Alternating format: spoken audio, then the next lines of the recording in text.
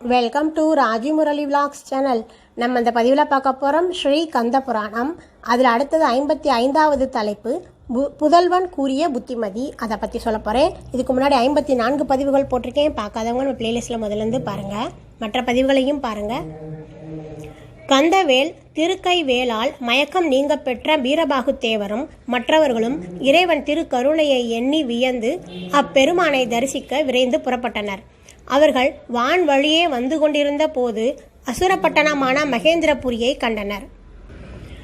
அதை பார்த்ததும் வீரபாகு தேவருக்கு தாங்க முடியாத சினம் உண்டாயிற்று.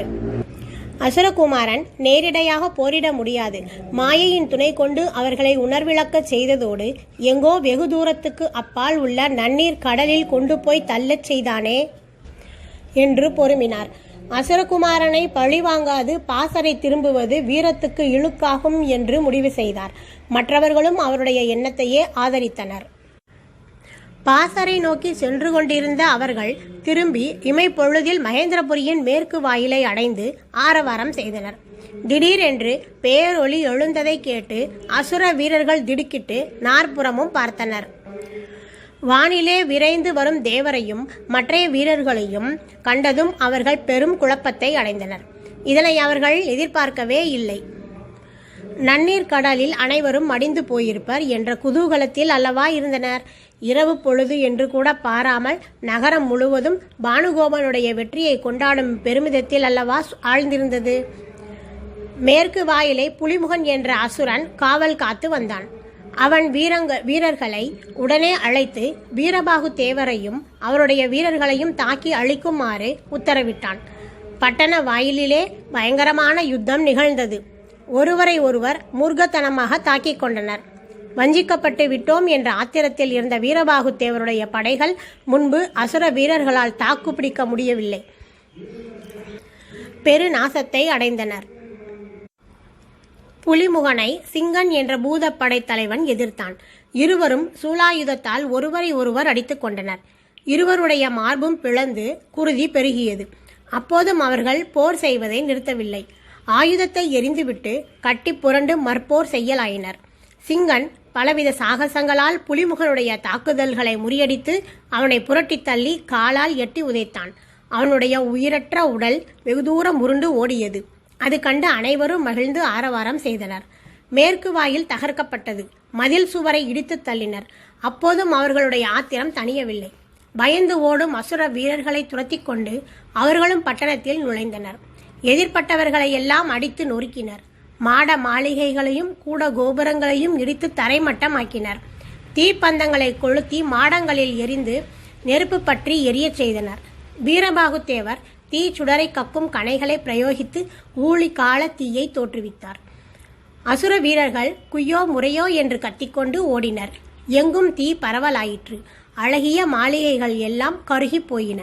பெண்களும் குழந்தைகளும் வீடு வாசல்களை விட்டுவிட்டு ஓடினர். ஒற்றர்கள் ஓடிச் சென்று சூரபத்மனிடம் செய்தியை அறிவித்தனர். அசுரேந்திரா, தங்கள் குமாரர் பானுகோபனால் நன்னீர் கடலிலே கொண்டு போய் தள்ளப்பட்ட வீரபாகு தேவரும் அவருடைய வீரர்களும் சிவகுமாரனுடைய வேற்படையால் காப்பாற்றப்பட்டு விட்டனர். பழிவாங்க வேண்டும் என்று அவர்கள் நம் பட்டணத்தின் மேற்கு வாயிலிலே புகுந்து புலிமுகனை கொன்றதோடு நம் வீரர்களையும் அழித்தனர். மாளிகைகள் எல்லாம் துவம்சமாயின. அவர்கள் பற்ற வைத்த தீ ஊழி கால நெருப்பை போன்று நம் பட்டணத்தை எரித்து வருகின்றது என்று சொன்னார்கள். சூரபத்மன் உடல் கோபத்தால் துடித்தது. புருவங்களை நெரித்தான். பார்வையில் நெருப்பை கக்கினான். பிரளய காலத்தில் உலகங்களை அழிப்பதற்காக விண்ணுலகிலே உறங்கிக் கொண்டிருக்கும் மேகங்களை கொண்டு வருமாறு உத்தரவிட்டான். அவர்களும் அப்போதே சென்று சப்த மேகங்களையும் அழைத்து வந்து அசுரேந்திரன் முன்பு நிறுத்தினர். நகரை எரித்து வரும் பெரும் தீயை அணைக்குமாறு அவற்றுக்கு உத்தரவிட்டான். அசுரன் ஆணைப்படி மேகங்கள் வானமெங்கும் பரவி மின்னின. கண்ணை பறிக்கும் மின்னல்களை தொடர்ந்து காது செவிடுபடும் இடிகள் உண்டாயின. உடனே மழை பொழியல் ஆயிற்று. வானமே பொத்துக்கொண்டது போல மழை பெய்தது. அதனால் நகரிலே சூறையாடி வந்த பெரும் தீ அணைந்து போயிற்று. வீரபாகு தேவருக்கு ஆச்சரியம் தாங்கவில்லை. சூரன் என்ன மாயம் செய்தான் என்று வியந்து நின்றார். அப்போது அங்கே வந்த நாரத முனிவர் அவரை நெருங்கி, வீரபாகு, ஊழி காலத்தில் உலகங்களை அழிப்பதற்காக வைக்கப்பட்டிருந்த மேகங்களை ஏவி சூரன் நெருப்பை அணைத்து விட்டான். வடமா முகாகினியை விடு என்றார். வீரபாகு தேவர் கோபத்தோடு வடமா முகாகினி அஸ்திரத்தை பிரயோகித்தார். அது தாங்க முடியாத நெருப்பை கக்கிக் கொண்டு மேகங்களிடையே பாய்ந்து அவற்றின் நீர் அனைத்தையும் உறிஞ்சி வற்றச் செய்துவிட்டது. மேகங்கள் நடுநடுங்கி தங்கள் இருப்பிடத்தை நோக்கி ஓடலாயின. விவரத்தை அறிந்தபோது சூரபத்மன் துள்ளி எழுந்தான். அப்போதே சென்று வீரபாகு தேவரை கொன்று சிவகுமாரனையும் அழிப்பதாக புறப்பட்டான். அருகிலே இருந்த குமாரன் இரணியன் தந்தையை ஆசுவாசப்படுத்தினான். அப்பா, நான் இருக்கையில் தாங்கள் புறப்படுவதா? என் மனத்திலே ஓர் எண்ணம் தோன்றியது. நம்முடைய பராக்கிரமம் என்ன? 1008 அண்டங்களிலும் நம்முடைய ஆணை தடையின்றி செயல்படுகின்றது. அவ்விதம் இருக்க நமக்கு ஏன் துன்பம் வர வேண்டும்?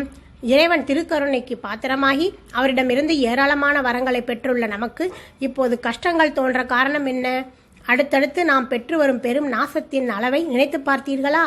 இவற்றுக்கெல்லாம் காரணம் தேவர்களிடம் நாம் காட்டி வரும் பகையே. அவர்களை பல விதங்களிலும் துன்பப்படுத்தி வருகின்றோம். இந்திரகுமாரனையும் மற்றவர்களையும் சிறையில் அடைத்துள்ளோம். வருணன், வாயு, அக்னி முதலானோரை நாம் இடும் கீழ்த்தரமான பணிகளையும் செய்யுமாறு நிர்பந்தப்படுத்துகிறோம். இத்தகைய செயல்களால் நம் மீது இறைவனுக்கு கோபம் உண்டாகி இருக்கிறது. எந்த பெருமானுடைய திரு அருளுக்கு பாத்திரமாகி அவரிடம் இருந்து எண்ணற்ற வரங்களை பெற்றோமோ அப்பெருமானுடைய கோபத்துக்கு நாம் ஆளாகலாமா? தந்தையே, நன்கு யோசித்து பாருங்கள். இறைவனுடைய கோபத்துக்கு ஆளானவர் எவருமே பிழைத்ததில்லை. மன்மதன் எரிந்து போனான். முப்புறங்களும் நெருப்பால் நாசமாயின. அந்தகன் சூலத்தின் நுனியில் குத்தப்பட்டு மாண்டு போனான். தன்னுடைய வேகத்தை எதிர்ப்பவர் யாருமில்லை என அகந்தை கொண்ட கங்கை ஜடையினுள் சிறு துளி ஆனாள். கடலை கடைந்த காலத்தில் சகல் லோகங்களையும் எரிக்க புறப்பட்ட ஆழகால விஷத்தை கையிலே கிரகித்து வாயில் போட்டு விழுங்கி தொண்டையிலே நிறுத்தி கொண்டார் அந்த பரமேஸ்வரன். இந்த விவரங்களையெல்லாம் நீங்கள் நன்கு அறிந்திருப்பீர்கள். அது மட்டுமல்ல, தேவர்கள் விஷயத்திலேயே எடுத்துக்கொள்ளுங்கள்.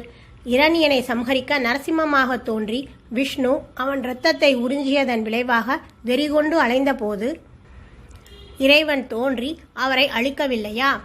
இரண்யாக்ஷனை கொன்று பூமியை மீட்க விஷ்ணு பன்றியாக தோன்றிய போது அவனுடன் போரிட்டதன் காரணமாக வெறி பிடித்து உலகத்தையே நாசம் செய்து விடுவது போல் அட்டகாசம் செய்ய ஈசன் அங்கே தோன்றி அவருடைய ஒரு கோரை பல்லை ஒடித்து வெறியை அடக்கவில்லையா?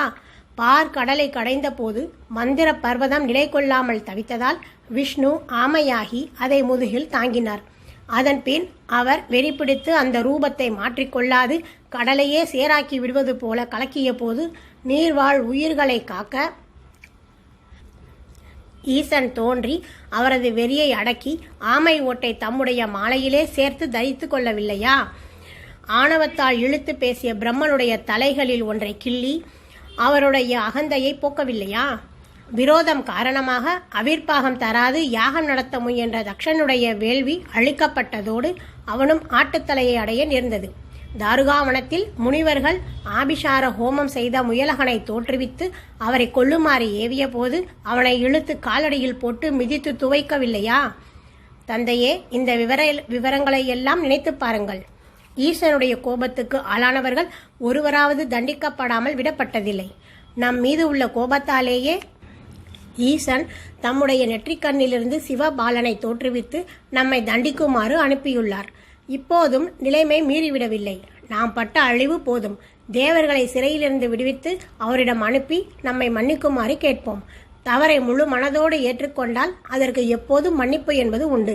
நன்மை செய்த ஒருவருக்கு அவர் மனம் வருந்துபடி தீமை செய்தால் அவர் செய்த நன்மை ஒன்றே தீமை செய்தவரை கொன்றுவிடும். கூற்றுவன் தேவையில்லை. சிவபாலனை இன்னமும் சிறுவன் என்று எண்ணிக்கொண்டிருப்பது அறிவுடைமையாகாது. இப்போது நாம் பணிந்து போவதால் நம்முடைய கௌரவத்துக்கு இழுக்கு என்று எண்ண வேண்டாம். செய்த தவறை திருத்திக் கொள்ள ஒரு சந்தர்ப்பம் நேரும்போது அதை பயன்படுத்திக் கொள்வதால் நம் கௌரவம் மேலும் ஓங்கும். இதுவே நமக்கு நன்மை தரக்கூடிய மார்க்கம். இரண்யன் கூறிய அறிவுரைகளை சூரபத்மன் ஆரம்பம் முதல் குறுக்கிடாது கேட்டு வந்தான். ஒவ்வொரு வார்த்தைக்கும் அவன் கோபம் அதிகரித்து வந்தது. இரண்யன் கூறி முடித்ததும் அண்டம் அதிர கலகலவென்று நகைத்தான். இரணியா, பகைவனுடைய வலிமையை பற்றி நன்கு எடுத்துச் சொன்னாய். அடே, உனக்கு இவற்றை கற்றுக் கொடுத்தவர் யார்? அதை சொல். அவர்களைத்தான் முதலில் தண்டிக்க வேண்டும். என்னுடைய பேராற்றலை நன்கு அறியாது நீ ஏதேதோ உளறுகிறாய். எதிரியை கண்டு பயந்து நீ இவ்வாறு பேசினால் உன் உயிர் இருக்காது. கோழையே, அப்பால் போ என்று சீறினான். சூரபத்மனுடைய மனத்தை மாற்றுவது இயலாது என்பது இரணியனுக்கு தெரிந்துவிட்டது. வீணாக அவனுடைய கோபத்துக்கு ஆளாக வேண்டாம் என்று எண்ணினான்.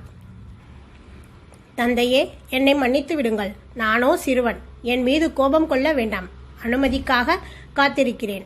இப்போதே சென்று வீரபாகு தேவரையும் மற்றும் உள்ளோரையும் நாசம் செய்து திரும்புவேன் என்றான். சூரபத்மன் மகிழ்ந்து அவனை போருக்கு செல்ல அனுமதி தந்தான். இரணியன் அரண்மனை திரும்பி படை களங்களை எடுத்துக்கொண்டு புறப்பட்டான். அவனுடைய 4000 வெள்ளம் அசுர சேனைகள் சென்றன. படைகளை பல வகையாக பிரித்து 4 பக்கங்களிலும் சென்று வீரபாகு தேவரையும் மற்றையோரையும் வளைத்து கொள்ள செய்தான். 3 தலைகளுடன் கம்பீரமாக தேரிலே வந்து நின்ற இரணியனுடைய தோற்றத்தைக் கண்டு வீரபாகு தேவர் ஆச்சரியப்பட்டார். ஆஹா, என்ன வீரம் நிறைந்த தோற்றம் என்று அவருடைய வாய் பாராட்டியது. அப்போது நாரதர் அருகில் வந்து இரணியன் மாயையில் வல்லவன் என்றும் மிகுந்த பராக்கிரமத்தை உடையவனும் என்று சொல்லி அவனுடன் கவனமாக போரிட வேண்டும் என்று எச்சரித்தார். அசுர படைகளை தாக்குமாறு மற்றவர்களை சொல்லிவிட்டு வீரபாகு தேவர் தாமே இரணியனை எதிர்க்க வந்தார். இருவருக்கும் மிகவும் அற்புதமாக யுத்தம் நிகழ்ந்தது. இரணியன் அவரை எதிர்த்த அதே சமயத்தில் பூதப்படைகளையும் தாக்கினான். அவனுடைய தாக்குதலால் பூத வீரர்களே சிதறுண்டு ஓடலாகினர். அதை கண்ட நீலன் என்பவன் ஓடி வந்து இரணியனை தடுத்தான். இரணியன் கோபத்தோடு வேல் ஒன்றை அவன் மீது எறிந்தான். நீலன் ஒரு மரத்தை பிடுங்கிக் கொண்டு அதை தடுத்து அவனுடைய தேரின் மீது அடித்து அதை நொறுக்கினான். இரணியன் மற்றொரு தேரில் ஏறி வந்து அவனை எதிர்த்தான். பாணங்களால் மார்பை பிளந்தான். நீலன் கோபம் கொண்டு இரணியனை தேருடன் தூக்கி ஆகாயத்தில் எறிந்தான். அவன் கீழே விழுந்தபோது மறுபடியும் அவனை உதைத்தான். இரணியன் தாங்க முடியாத துன்பத்தை அடைந்தான்.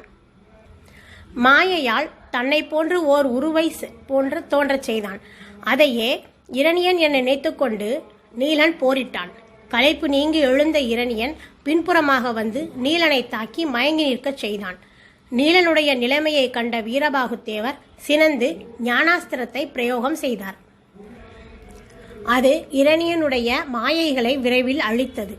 இரணியன் கோபம் கொண்டு வீரபாகு தேவரை தாக்கினான். மீண்டும் அவர்களுக்கிடையே கடுமையான யுத்தம் நிகழ்ந்தது.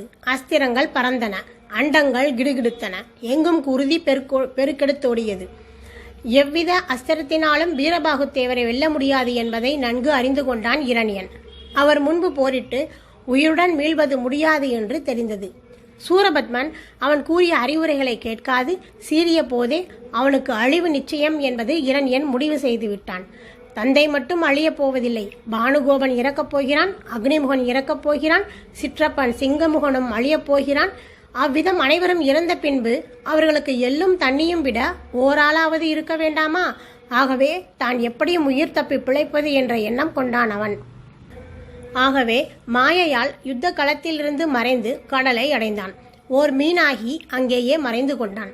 இரணியன் தோற்று ஓடிப்போய் கடலில் பதுங்கிவிட்டதை அறிந்த வீரபாகு தேவர் வெற்றி சங்கை எடுத்து ஊதினார். அதன் ஒலி கேட்டு பூத வீரர்கள் சந்தோஷ ஆரவாரம் செய்தனர். ஓகே ஃப்ரெண்ட்ஸ், இந்த பதிவு பிடிச்சிருந்தா லைக் பண்ணுங்க, கமெண்ட் பண்ணுங்க. அடுத்த 56வது தலைப்பு அக்னிமுகன் அழிந்தான். அதை பற்றி அடுத்த பதிவில் பார்ப்போம். Thank you friends.